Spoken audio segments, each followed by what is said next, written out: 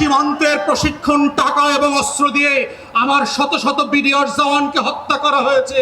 বাংলাদেশের ৭১-এর আজাদির লড়াইটা কিভাবে ভারত গ্রাস করেছিল এবং সেই নায়ক এবং খলনায়কগুলো কারা ছিল আমরা সুস্পষ্টভাবে জানি যে আমাদের সীমান্তের ওপারে যারা আছে তারা কখনোই আমাদের বন্ধু না এবং বন্ধু ছিল না। কিন্তু যেটা আমরা জানি না সেটা হচ্ছে আমাদের সশস্ত্র বাহিনীর মধ্যে কারা ঘাপটি মেরে দিল্লির খলনায়ক অ্যাসেট হিসাবে কাজ করছে। আমরা যেটা জানি না সেটা হচ্ছে আমাদের ডিজিএফআই, এনএসআই, এসবি, ডিবি থেকে শুরু করে রাষ্ট্রের আমলাতন্ত্রের মধ্যে নখরে নখরে কারা কারা বাংলাদেশকে প্রত্যেক দিন বিক্রি করে দেওয়ার জন্য কাজ করছে। সোশ্যাল মিডিয়াতে আমরা শুক্রবার থেকে জানি যে কে কে এই শুটিংয়ের সাথে জড়িত। তারা মোমেনশাহী থেকে সীমান্ত ক্রস করে ওই পারে চলে যাবে। গারো পাহাড়ের এক ফিলিপ নামে ছেলের কথা বললাম, কিন্তু আমাদেরকে সোশ্যাল মিডিয়াতে জানানো হলো এই শুটার নাকি সিলেটে যাবে। কারা জানিয়ে পুরো জাতির দৃষ্টি পরিবর্তন করেছে। আমাদের সংস্থাগুলো ৪০ মিটার নিচ থেকে নাকি বিএনপি জামাত ধরতে পারত এক সময়। মাটির নিচ থেকে নাকি তারা মাইক্রোস্কোপ দিয়ে জাতীয় শত্রু এবং পাকিস্তানের গোলামদেরকে নাকি তারা ঘরে বের করত। তাহলে আজকের সেই মাইক্রোস্কোপগুলো কোথায়? আপনাদের ৪০ মিটার মাপার ফিতা কি নষ্ট হয়ে গেছে কিনা? যারা আজকে বাংলাদেশের ভিতরে বসে আমার আজাদির লড়াইকে ধ্বংস করে দিয়েছে, ৭১-এর পরেও আমরা দেখেছি বাংলাদেশে কিভাবে স্বাধীনতাকামী মুক্তির লড়াইয়ের সৈনিকদেরকে ব্রাশ ফায়ার করে ৩০,০০০ ৪০,০০০ মানুষকে এই আওয়ামী মুজিববাদীরা হত্যা করেছে। আমরা দেখেছি কাউন্টার কুর মধ্য দিয়ে আমাদের সশস্ত্র বাহিনীর ভিতরে শৃঙ্খলা বিনষ্টের যে নিরলস প্রচেষ্টা। আমরা সেই সময় দেখেছি কাদের সিদ্দিকের মতো এক গোলাম রাজাকার ভারতের, তার নেতৃত্বে কাদেরিয়া বাহিনী করে সীমান্তের প্রশিক্ষণ টাকা এবং অস্ত্র দিয়ে আমার শত শত বিডিআর জওয়ানকে হত্যা করা হয়েছে। আমরা ৭৫ পরবর্তী বাস্তবতায় দেখেছি কিভাবে বাংলাদেশে রাজনৈতিক অনৈক্য তৈরি করা হয়েছে। এই প্রসেসের মধ্য দিয়ে পৃথিবীতে প্রত্যেকটা আজাদির লড়াইকে কিভাবে খেয়ে দেওয়া হয়।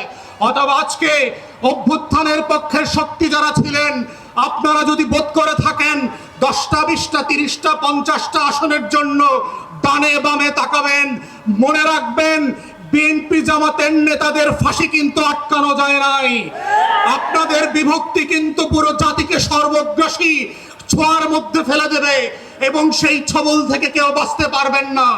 তাই আজকে ৭৫ পরবর্তী সেই বাংলাদেশের আজাদি যে হস্তক্ষেপ ছিল, আজাদি ছিনতাই হয়ে গিয়েছিল, সেই ছিনতাই হওয়ার ইতিহাস থেকে নতুন করে আবার আমাদেরকে শিখতে হবে যে বাংলাদেশের এই খলনায়করা কিভাবে প্রশাসনে ঘাপটি মেরে বসে আছে, বিভিন্ন রাজনৈতিক দলকে বিভ্রান্তির মধ্যে ফেলছে। গণ অভ্যুত্থানের এক দলকে আর এক দলের বিরুদ্ধে বট বাহিনীর মিথ্যা পোস্টের মধ্য দিয়ে লেলিয়ে দেওয়া হচ্ছে, সম্পর্ক হানি করে বাংলাদেশকে রাষ্ট্র আকারে দুর্বল করা এবং এইখানে নির্বাচনকে ভণ্ডুল করবার যে আয়োজন চলছে এবং এর পিছনে যে বয়ানের রাজনীতি আছে। আমার ৫ দশকের বুদ্ধিবেশ্যারা, আমার সাংবাদিক আর শিক্ষকরা ফেসবুকে যারা বিভিন্ন সময় সুশীলতা দেখান, তারা যেভাবে বয়ানের রাজনীতি করছেন, দিল্লির আধিপত্যবাদকে সফট পাওয়ার আকারে আমার সামনে হাজির করছেন, এইটা হচ্ছে অশনি সংকেত।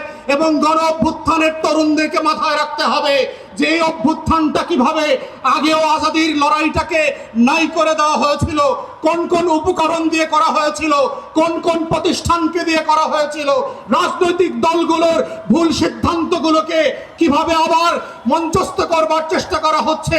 এটা বোঝার মধ্যেই হচ্ছে জুলাইকে ধরে রাখার একমাত্র সত্য। আজকের গণ অভ্যুত্থানের শক্তিগুলোকে মাথায় রাখতে হবে। শত্রু সাপেক্ষে আমার বয়ানের রাজনীতি যেমন মোকাবেলা করতে হবে, শত্রু সাপেক্ষে আজাদির লড়াইকেও হেফাজত করতে হবে। এটাই হচ্ছে আজাদি ধরে রাখার একমাত্র বাহন, এর বাইরে আর কোনো লড়াই নাই। এবং সেই লড়াইতে আমরা চাই নতুন করে আবার ইনকিলাব জিন্দাবাদ হয়ে ভারতবর্ষের আনাচে কানাচে থেকে, হর্ষদ মোহানির ভয়েস থেকে, আজকে যেভাবে হাদির কণ্ঠকে দিয়ে সারা বাংলাদেশ আত্মস্থ করেছিল, সেই ইনকিলাব আবার আবাবিলের মতো আসমান থেকে ফিরে আসবে। ইনকিলাব ইনকিলাব ইনকিলাব ইনকিলাব ইনকিলাব ইনকিলাব। প্রিয়